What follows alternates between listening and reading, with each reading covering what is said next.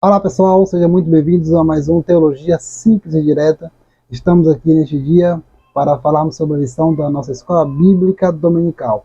Que a paz de Deus esteja sobre a sua vida, que Deus possa estar abençoando poderosamente a sua vida e a sua família. Hoje nós iremos falar sobre a lição de número 3 da nossa Escola Bíblica Dominical, que traz como tema a natureza da igreja.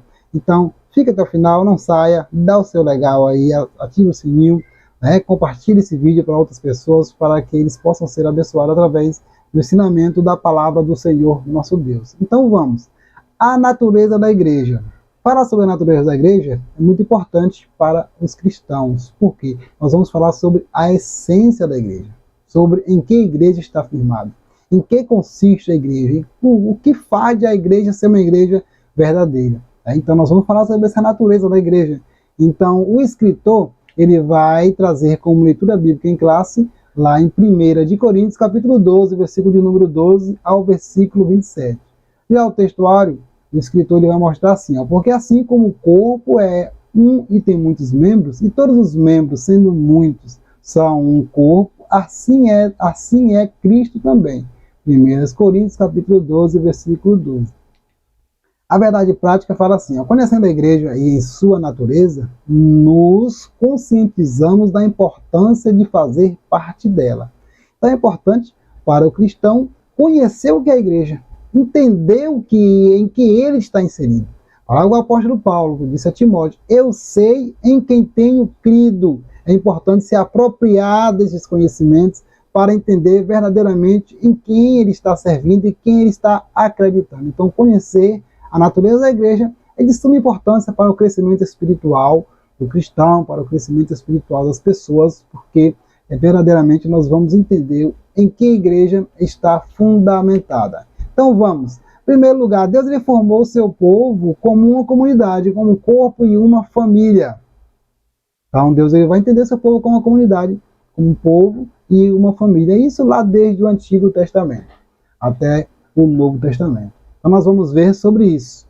Também, nós podemos fazer duas perguntas. Qual é a essência da igreja? Qual é a essência da igreja? Também, em que a igreja está alicerçada? Então nós vamos perpassar por esses conhecimentos aí, para entender realmente qual é a natureza da igreja, e a igreja de Jesus em que ele está fundamentado. Para isso, o escritor ele fundamentou a lição em 3 pontos. O primeiro ponto, ele fala sobre a natureza da igreja na sua dimensão confessional. O segundo ponto vai falar sobre a natureza da igreja nas suas dimensões local e universal. Tá bom? E o terceiro ponto vai falar sobre a igreja na sua dimensão comunitária. Então esses são os pontos que nós iremos comentar aqui neste dia. Então não saia, fique até o final, que vai ser uma bênção para a sua vida. Vamos aí. O primeiro tópico da lição, falando sobre a natureza da igreja na sua dimensão confessional, fala que, primeiro tópico, subtópico, vai falar que a igreja está fundamentada na palavra. Tá vendo? Em primeiro lugar, a igreja está fundamentada na palavra. Mas que palavra é essa? Na palavra de Deus. A verdadeira igreja, ela está fundamentada na palavra de Deus. E a palavra de Deus é aquela que tem Cristo como a palavra encarnada, a palavra viva. Tá vendo? Tem Cristo como a palavra viva e encarnada. Lá em João capítulo 1, versículo 1, diz que no princípio era o verbo. Este verbo, né? Essa palavra verbo, vem do grego logos, palavra. Então, Cristo, ele é a palavra. E a igreja está edificada na palavra, que é o Cristo. Cristo é a palavra encarnada, a palavra de Deus. Então, logo, a igreja, ela fundamentada na palavra que é Cristo, ela precisa ser cristocêntrica.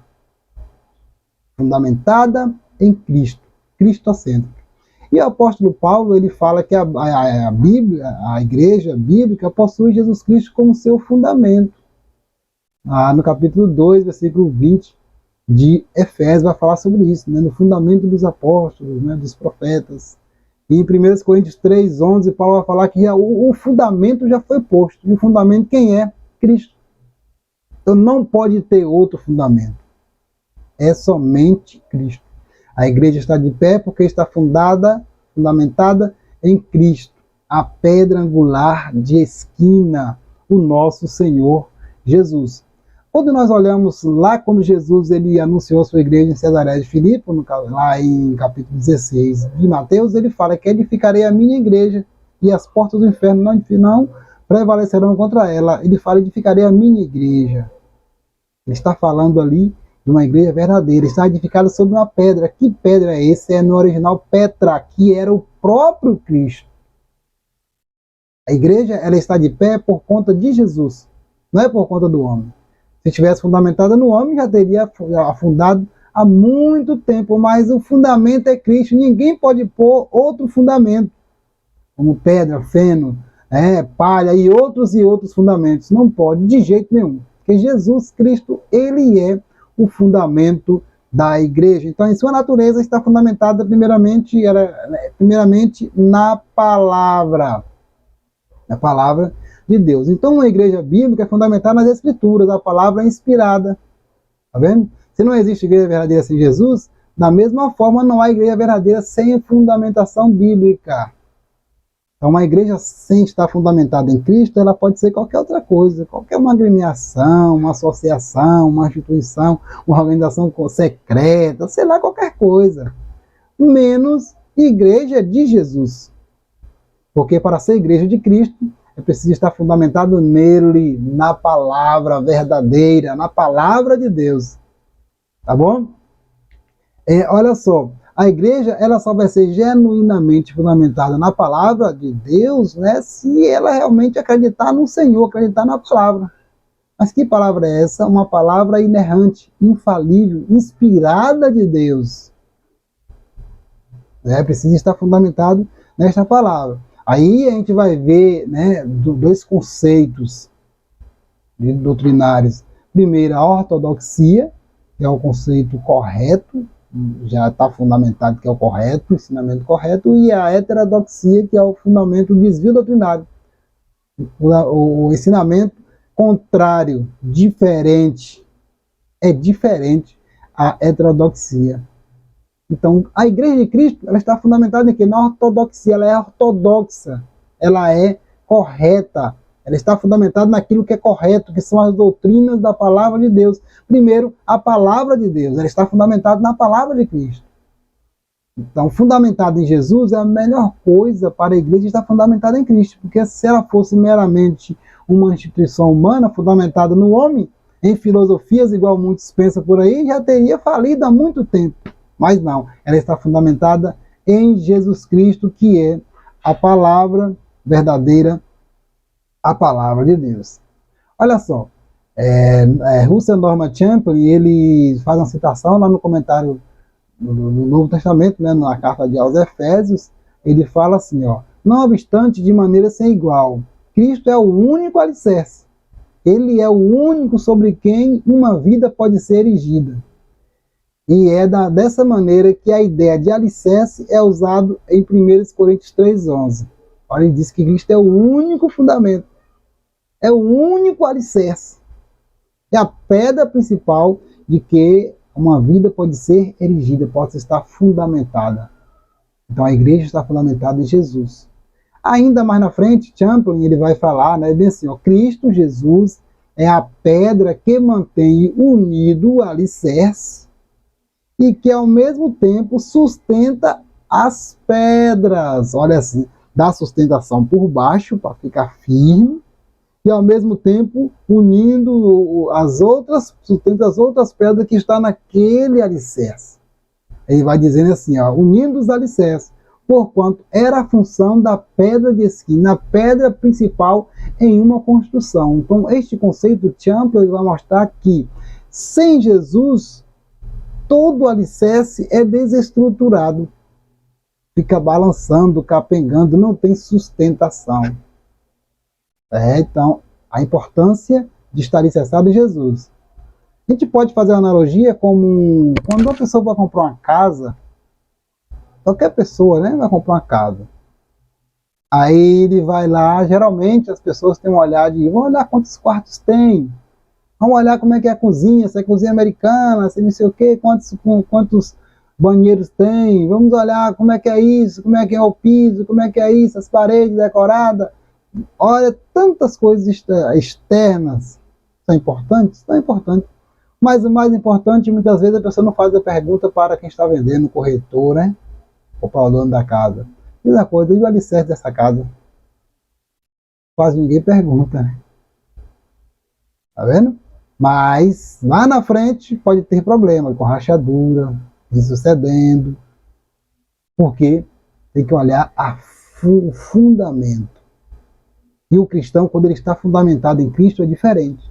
A igreja que está fundamentada em Jesus, ela é diferente, ela passa por situações difíceis, mas permanece firme com Jesus.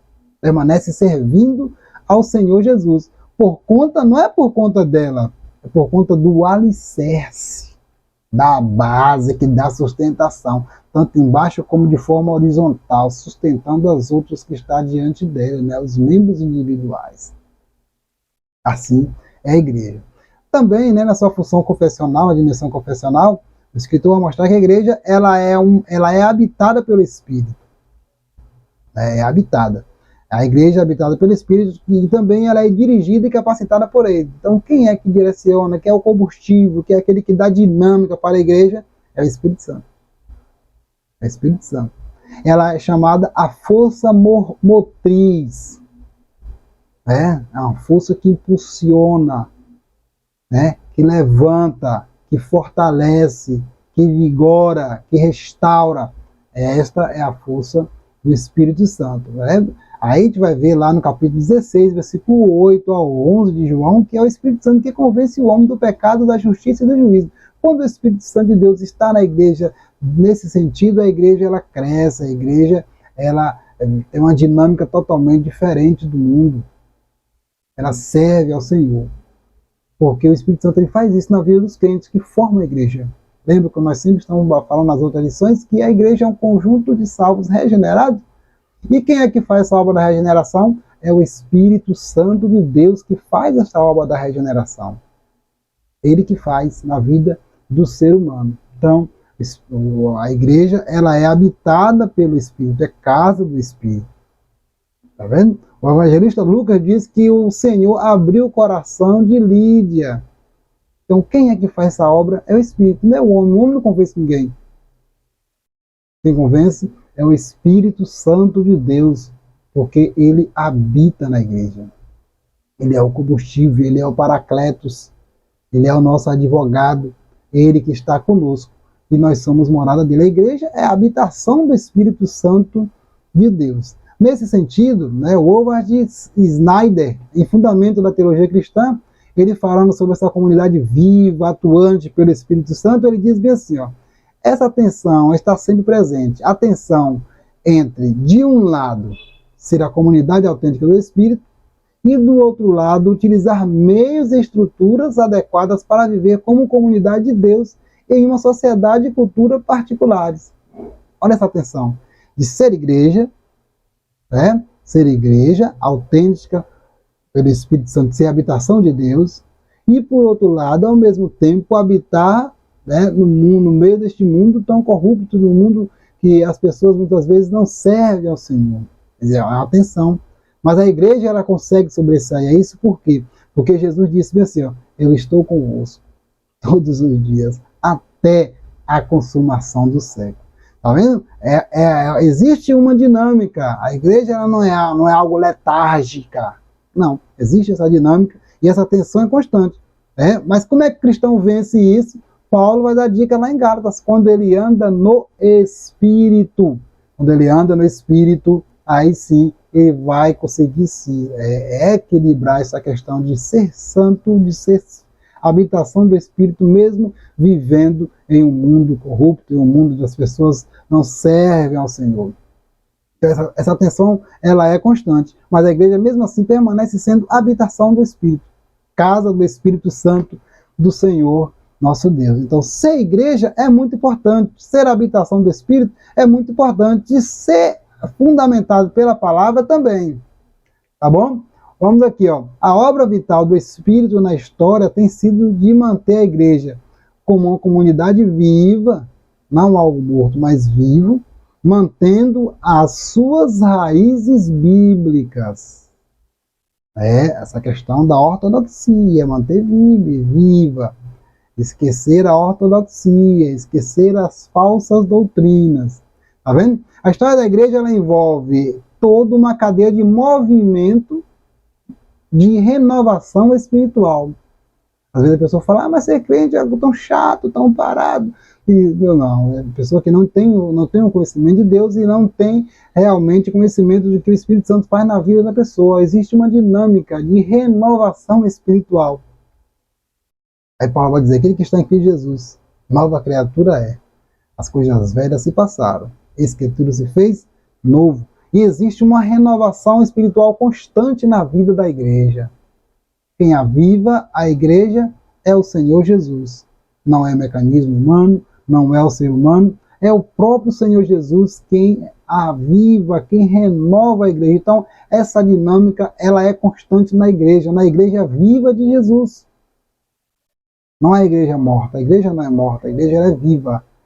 Ela é viva e renovada pelo Senhor Jesus. E ela também mantém as suas raízes bíblicas, né? Raiz de radical, de raiz mesmo, fincada lá embaixo. A igreja do nosso Senhor Jesus Cristo. Olha só, o terceiro subtópico fala, quem faz parte da igreja anda no Espírito. Anda no Espírito. Quando alguém responde a mensagem do Evangelho, o Espírito de Deus produz nele a certeza da salvação. A partir daquele momento ele vai viver em novidade de vida. Existe uma progressão espiritual na sua vida. O Espírito Santo vai habitar na vida dele e ele vai andar no Espírito. Ele vai andar no Espírito, vai ser guiado pelo Espírito Santo. Ele não vai ser guiado mais pela sua mente, pelas concupiscências da carne. Não, ele vai ser guiado pelo Espírito Santo de Deus. É o Espírito Santo que vai fazer isso na vida do cristão regenerado, na vida da igreja. Então, quem guia a igreja é o Espírito Santo. Tá vendo? A gente vai ver que o fracasso na vida espiritual está no fato de a pessoa não andar no Espírito. Não querer andar no Espírito, quer andar na carne. Paulo vai dizer lá em Gálatas 5, 16 a 17 que existe essa luta constante. A luta que não para entre a carne e o Espírito. Mas a igreja, ela anda no Espírito. Andar na carne é estar fadado à derrota, ao fracasso espiritual. Então a igreja do Senhor anda no Espírito. Você que é membro do corpo, ande no Espírito. Deixe a carne com as suas concupiscências. Por quê? A gente vai ver que o escritor vai mostrar que o Espírito Santo habita no crente capacitando. Ele capacita em tudo, tá vendo? Sem essa capacitação, a igreja ela é inoperante, ela não tem vida, ela perde sua essência, ela perde sua identidade. Mas quando ela anda no Espírito, quando ela é capacitada pelo Espírito Santo de Deus, ela é uma igreja viva, é uma igreja cheia, é uma igreja forte. Aí sim vai se cumprir que as portas do inferno, elas não prevalecerão contra a igreja do Senhor. Aí está o segredo de realmente ser igreja do Senhor. Porque ela anda no Espírito, ela tem o Espírito Santo de Deus como seu guia, como sua base forte. A igreja, ela tem o Espírito Santo como isso. Vamos agora. O segundo tópico da lição, o escritor vai mostrar que é a natureza da igreja nas suas dimensões local e universal. Dois conceitos, local e universal. Local e visível. Né? Quando fala de local, também está falando de local e visível, que é o primeiro subtópico. Local e visível. A igreja ela é local e visível. Que está falando que no sentido físico, ela pode ser vista, pode ser sentida. Tá certo? Os apóstolos escreveram as cartas a determinadas igrejas situadas em diferentes locais. Por exemplo, igreja em Corinto, em Éfeso, em Pérgamo, em Tiatira, em Filipenses, lá em aos Colossos, em vários locais, né? Ao disperso da Galácia, da Capadócia, Ásia, Bitínia, e muitos, os discípulos, os apóstolos, eles escreviam as igrejas locais. Igrejas locais, né? Você vai ver a carta lá do Apocalipse, você vai ver 7 igrejas locais. Então, a igreja que pode ser vista, sentido, a igreja no físico, o conjunto ali que você está vendo, visivelmente. Por isso que é local e visível, que você possa ver. A igreja local. A igreja local, o que é a igreja local? A igreja local, ela é uma extensão, é uma partícula da igreja universal, da igreja invisível. Porque visível é uma partícula. A igreja local é uma representação, aquilo que a gente está vendo. As pessoas, às vezes, elas gostam de ver a igreja só no sentido universal e visível, mas a igreja local, ela representa a igreja invisível. Tá certo? O segundo subtópico, para a gente sintetizar mais esse tópico, diz assim, ó, as particularidades da igreja local. Tá vendo? A gente vai observar que a igreja local já possui suas particularidades. Se você for olhar as cartas de Paulo, principalmente, e a de Apocalipse, você vai ver que cada um tinha suas particularidades. Na sua maioria não era igual. Possuía sua própria dinâmica, possuía sua própria forma de governo, de trabalhar, né? Um método funcionava em uma determinada igreja, em outro já não funcionava. Aí é a variedade, né? A variedade, né? A multiforme, a variedade. Entendeu? O método funcionava em um e outro não funcionava. Nenhum andava trabalho, nem outro não dava quase trabalho. Entendeu? Existiam essas particularidades, né? Da igreja, a igreja local. Então, a igreja a gente vai ver. A igreja de Corinto, de Éfeso, essas igrejas que Paulo, às vezes, você vai ver nas cartas. Nenhuma elogia bastante, em outra nem tanto, em outras não é só elogio, mas só corretada. A igreja no Apocalipse, lá você vai ver, né, Jesus ele dá elogio para pouquinho, mas para outros é mais advertência e tal. Cada igreja local existia uma dinâmica. Existe uma dinâmica, sobre essas particularidades. Se a gente for colocar as igrejas, né, as denominações, vocês vão ver, ou em cada localidade, em cada cidade, você vai ver que cada um tem uma forma de governo diferente, tem seus costumes diferentes. As doutrinas muitas vezes são iguais, mas as doutrinas são diferentes, os costumes melhor são diferentes, entendeu? Mas eles têm em essência o seu fundamento, que é em Jesus, que é em Cristo.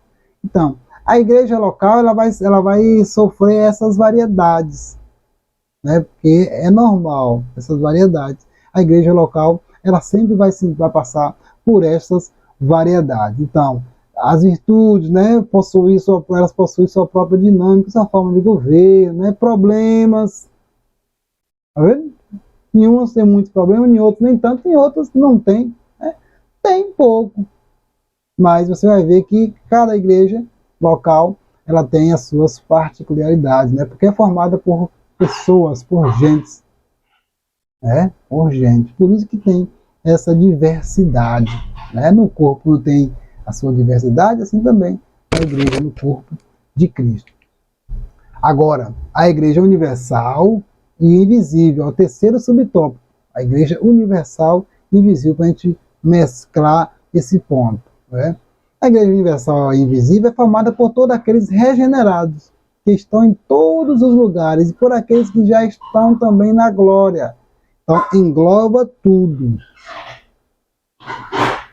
A igreja visível, a igreja local, e aqui a igreja invisível. Lá a igreja local, aqui agora a igreja universal. Universal. Tá vendo? Então, a gente vai ver que a igreja universal, ela é ampla. A igreja visível é ampla. É um conjunto de cristãos que nasceram de novo, são regenerados, muitos que já partiram para o Senhor, mas mesmo assim é a igreja de Jesus. Tá vendo? Você quer ver uma coisa? Numa cidade pode haver várias denominações.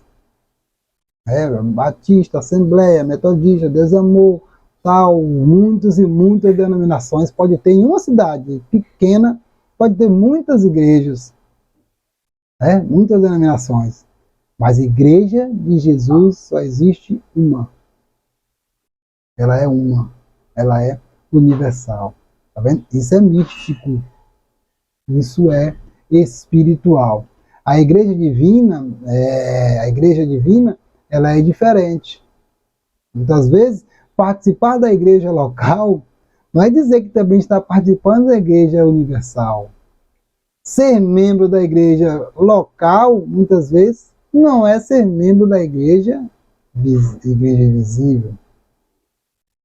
Porque muitas vezes a pessoa pode fazer parte de um hall de membro de uma igreja local, mas muitas vezes seu nome não está escrito no céu, não faz parte da igreja de Jesus, não é regenerado. Então, a gente precisa entender isso, entender essa questão de que a natureza da igreja, a igreja tem esses aspectos, tanto visível como invisível, local quanto universal.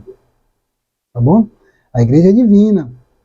As denominações são humanas. Tá vendo? As denominações podem fechar. CNPJ, CNPJ pode fechar. Mas a igreja de Jesus, ela jamais será destruída. Jesus falou no capítulo 16, versículo 18 de Mateus. E as portas do inferno não prevalecerão contra ela, contra a igreja de Jesus. Tá vendo? Então, ser membro da igreja local é importante? É importante, muito importante.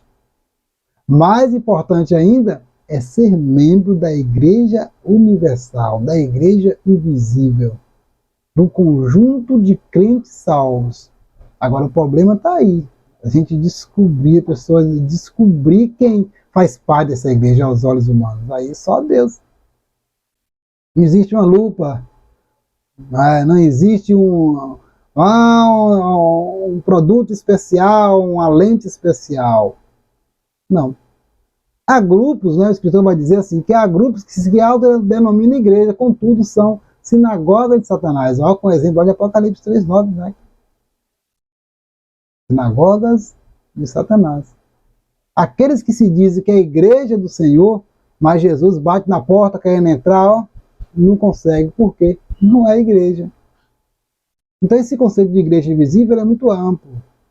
É importante o cristão ter essa noção de que a igreja de Jesus, ela é ela é invisível, é místico.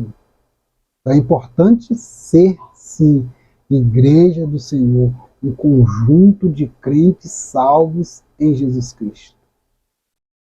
Tá bom? O que fará com que a igreja ou a denominação seja cristã é a sua fidelidade a Cristo e às Escrituras. Né? Quantos desvios doutrinários estão acontecendo por aí nesses últimos dias? Quantas igrejas estão se rebelando aí, né? Se rebelando. Estão mostrando que não é a igreja de Jesus. Não é a igreja de Jesus. Então, ser igreja invisível é importante para o cristão ter esse conhecimento, se apropriar deste conhecimento. E ele é necessário entender que ele é a igreja de Cristo. É um conjunto de crentes salvos. Aí é aqui no Brasil, né? Daqui no Brasil, é no Japão, nos Estados Unidos. Onde existe um crente lavado e remido pelo sangue de Jesus, ele é igreja. Ele é a igreja de Cristo. Onde quer que ele esteja, ele é igreja. E isso é místico. Não é algo material, né? Não é algo material de jeito nenhum. Então vamos. Stanley Orton, né? A teologia sistemática de Stanley Orton, Michael Dyson, ele diz assim, ó, que ele falando sobre Lutero falando sobre essa questão de igreja invisível, ele diz assim: para Lutero o termo igreja invisível não era distinguir duas igrejas, mas apontar dois aspectos da única igreja de Jesus. Para Lutero, a igreja é invisível por ser de natureza essencialmente espiritual. Os crentes estão invisivelmente unidos em Cristo pelo Espírito Santo. As bênçãos da salvação não pode ser discernida pelo olho natural, etc. A igreja invisível, no entanto, assume forma visível na organização terrena. Tá vendo? A igreja invisível se torna visível na organização terrena. Aí você vai ver, aí já quebra aquele conceito, mas a igreja terrena, esse negócio de instituição religiosa não presta, não sei o que, o desigrejado, tal, aquele negócio. Então, a igreja, como diz Lutero, a igreja invisível, no entanto, assume a forma de visível na organização terrestre. Mas a igreja invisível, ela é ampla, está no sentido do espiritual, do místico. Então, ser igreja de Jesus é muito importante. Ser igreja do Senhor Jesus é você saber que você está unido em Cristo pelo Espírito Santo de Deus. Você faz parte de uma comunidade daqueles que são lavados e remidos pelo sangue do Cordeiro. É isso aí. É ser igreja de Jesus. Ser lavado e remido pelo sangue do Cordeiro de Deus. Olha que maravilha. Então, Lutero ele tinha essa questão, né? E muitos reformadores também. Eles tinham noção, porque existia aquela temática de que a igreja estava formada apenas nos bispos. Apenas nos bispos. Não. A igreja é um conjunto de crentes salvos em Jesus Cristo. Salvos em Jesus. Com isso, quando a gente fala da igreja local e visível, igreja visível, né? Local, universal, é interessante a gente tomar cuidado com os extremos, né? Já surgiram vários extremos, principalmente no passado existiram vários extremos e também existe alguns também extremistas por aí. Como? É tomar cuidado, né? Porque existem algumas tradições, né, antigas, as ortodoxas, né, a romana, a igreja anglicana, que tem a tendência de priorizar a instituição visível. Entendeu? Já dizia Cipriano, né, sem os bispos não há igreja. Dando ênfase, né, nos bispos. Sem a igreja não há salvação. Dando, né, no sentido da igreja visível. É um perigo muito grande de você tirar, né, você colocar um valor muito grande somente uma igreja no aspecto de instituição. É preciso ter um equilíbrio. Um equilíbrio. É um equilíbrio. Por outro lado, também existiam aqueles que eram contrários, avesso à instituição. Para eles, né, como os Quakers, né, para eles a instituição não prestava, né, falava mal de instituição religiosa, né, eles destacavam o quê? Simplesmente a fé e buscavam qualquer tipo de avesso à instituição. Aí é chegar no extremo. Isso é perigoso. Nossa dica aqui é o quê? A pessoa entender que a igreja de Jesus tem dois aspectos. O seu aspecto visível, a igreja local, e também o seu aspecto invisível, a igreja universal. E a igreja local, né, é apenas um pequeno fragmento da igreja universal. Então, todo extremo ele é perigoso. E com base nisso aí, né, surge o movimento dos desigrejados, onde eles são avessos a qualquer tipo de instituição, de liderança, e olhando apenas para a fé, para a objetividade, esquecendo, né, de que precisa se reunir, também a igreja primitiva se reunia, tinha os bispos, tinha uma organização, mas para muitos essa questão hoje em dia não apenas no passado, despreza, né, esse tipo de coisa, de comportamento que não é um comportamento legal. Mas vamos afirmar, a igreja ela é tanto local quanto universal. A igreja visível e invisível. O importante é o cristão não só fazer parte de ser membro de uma congregação local, mas ser membro do corpo de Cristo. Ser membro do corpo de Cristo. Tá bom? Então, fica isso aí, a dica para você, meu amigo, meu amado irmão. E o terceiro tópico da lição, o escritor ele vai mostrar a igreja na sua dimensão comunitária. Já vendo a igreja na sua dimensão comunitária? Ele vai dizer que a igreja é una. Isso significa que a igreja é indivisível. Não se pode separar. É uma. Mas que igreja é essa que é uma? A igreja invisível. A igreja universal. Tá certo? Ele diz a igreja é una. Isso significa que a igreja é indivisível. Aí Paulo vai deixar bem claro que uma igreja verdadeira cristã, ela é unida, porque não pode haver divisão no corpo. Aí Paulo vai usar essa metáfora do corpo humano para explicar a igreja de Jesus. Usar essa metáfora, mas se tirar um membro do corpo, vai deixar de ser corpo. Vai deixar a sua funcionalidade. Vai perder todo sentido se ele sair do corpo, entendeu aí? Perde sentido. É o que Paulo ele vai deixar claro, dessa unidade. Essa unidade da igreja. Ah, então todo mundo tem que pensar igual, vamos pensar uma coisa aqui, todo mundo igual. Não está falando disso. Está falando de algo místico, espiritual, a sua unidade está em Jesus. Eu estou aqui, mas eu posso ser um com o irmão lá em São Paulo, lá nos Estados Unidos, lá no Japão, na China, mesmo não falando inglês, não falando nenhuma língua dessa aí, japonês, mas eu posso ser um com o irmão que está lá no outro lado do mundo. Porque a igreja, ela é una e não pode ter divisão do corpo. Tá certo? Jesus, ele disse em Mateus, capítulo 12 de Mateus, versículo 25, que um reino dividido, ele não subsistirá. Não subsiste, não prevalece. Assim também a igreja. Dividir, não. A divisão, ela vem por conta do nosso inimigo, o diabo. Tá vendo? O que o diabo não consegue contra a igreja, mas por meio de perseguição, ele consegue por meio de divisão. Né? Começa com a igreja local dividindo. Olha aqui, no passado a igreja foi perseguida, foi perseguição ferrenha, né? Coliseu, Inquisição, as perseguições imperiais, muitas perseguições contra a igreja, e o inimigo, o diabo, ele nunca conseguiu destruir a igreja. Nunca conseguiu, porque a igreja, ela é o corpo de Cristo. Ela não é indestrutível. Ela é indestrutível. Mas qual é a estratégia que o inimigo ele usa hoje? É a divisão, é colocar dívida, os partidarismos. Olha lá na igreja de Corinto. Partidarismo, as facções. Isso aí, trazendo divisão, enfraquece. Se a gente sabe que tem um grupo, se divide, enfraquece.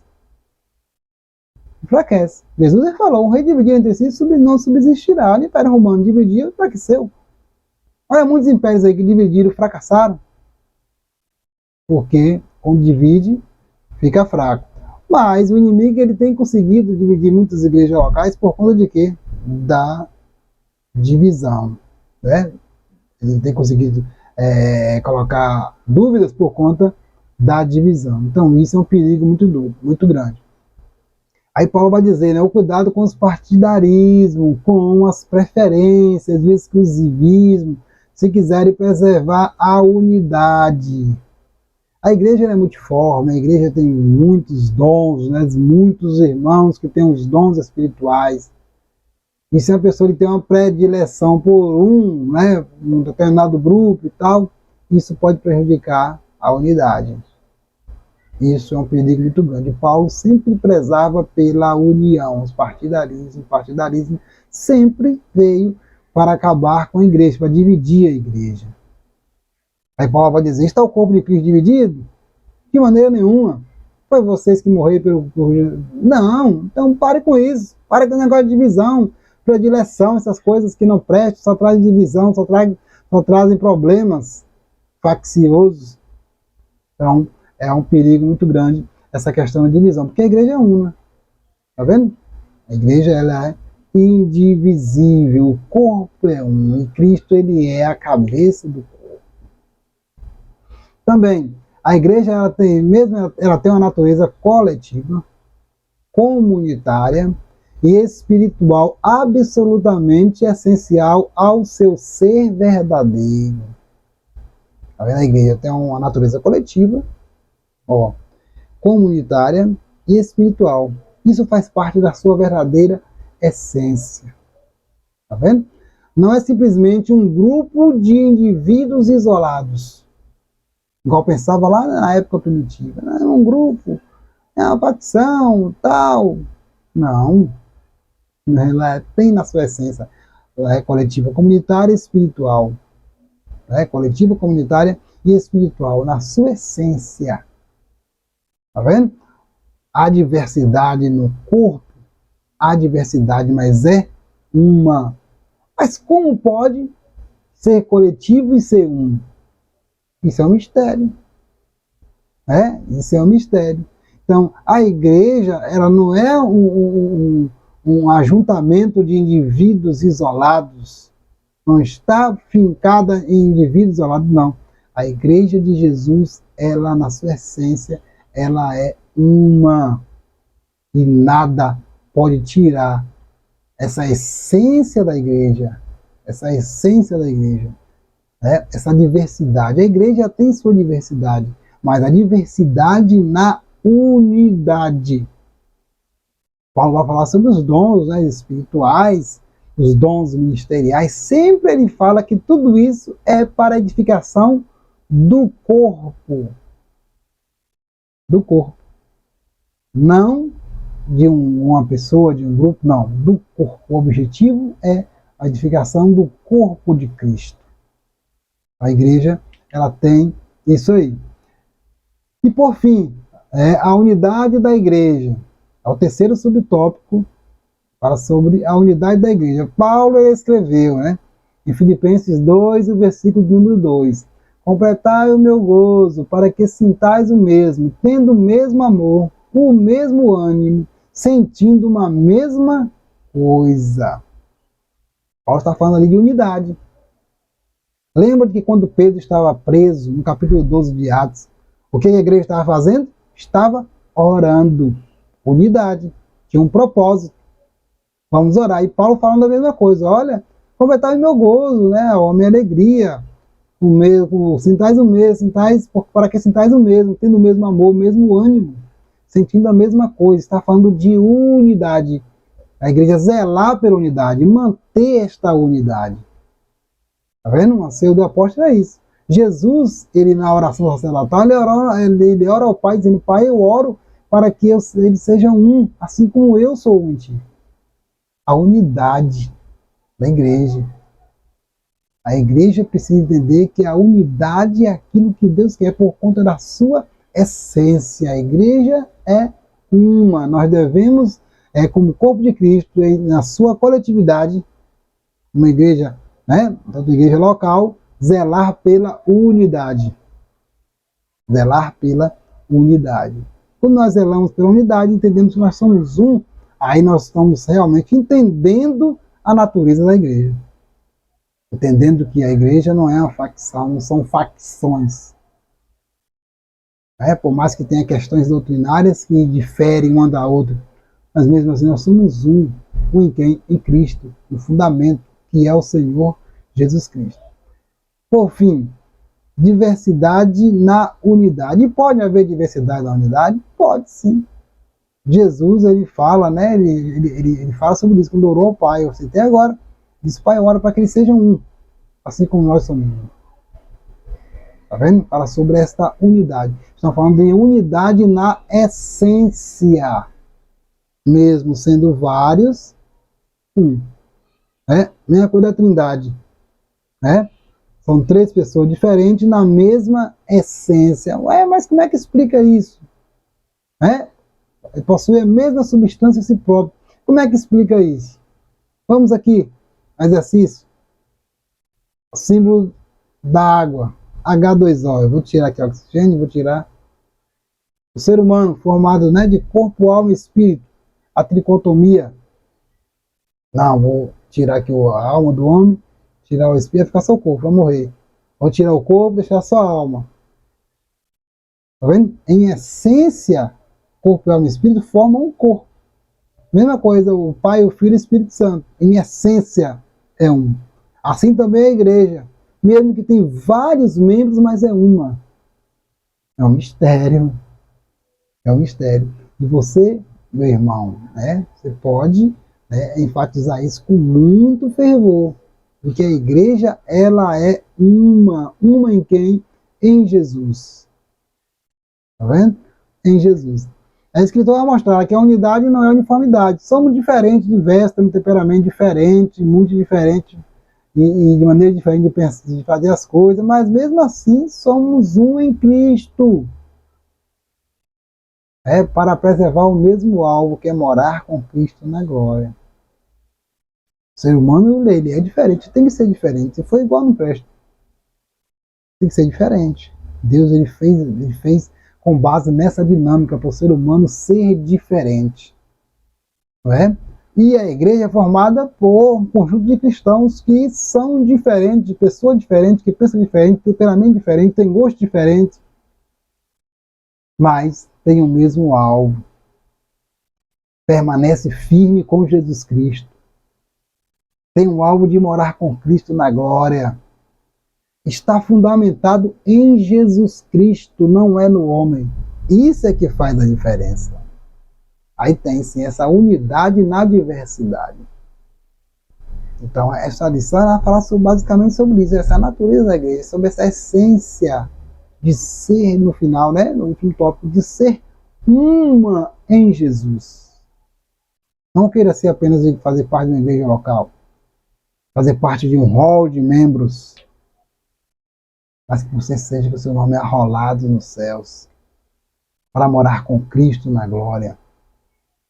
Em breve, a qualquer momento, Jesus ele vai vir para buscar a sua igreja. A qualquer momento, nós seremos arrebatados para morar com Jesus na glória. A qualquer momento, Jesus ele pode te chamar para morar com Ele na glória. Mas é necessário estar em Cristo. Ser um com a igreja que vai morar com Jesus Cristo na sua glória. Amém? Então, esse é o nosso comentário sobre a lição da Escola Bíblica. E aguarde, que semana que vem nós estaremos soltando a outro comentário da outra lição. E assim que Deus abençoe a sua vida, no nome do Senhor Jesus. Amém e amém.